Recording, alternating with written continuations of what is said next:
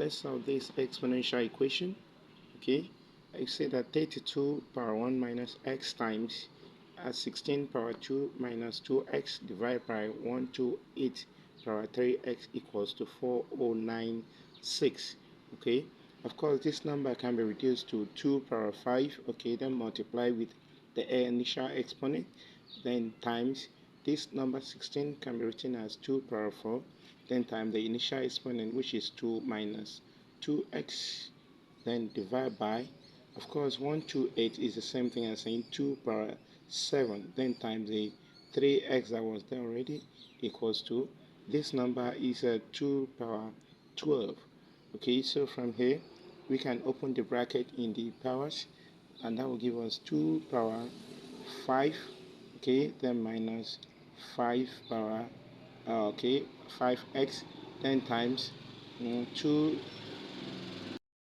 Okay, this one will be, this time this we have 8 minus this time this will be 8x, then divided by, of course 7 times 3 will give us 2 power 21x equals to 2 power 12.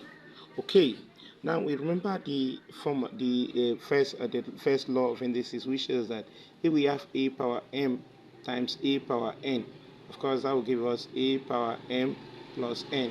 Okay, if we apply that to this of course we have the bases to be the same, so we simply add the powers.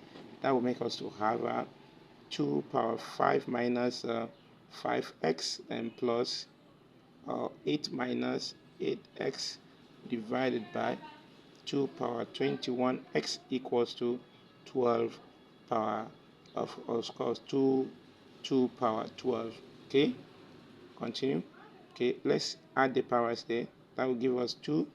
Of course we collect like times 5 plus 8, that will give us 5 plus 8 should be this is 13. Okay, we have 13 minus 5 minus 8, or minus 13x.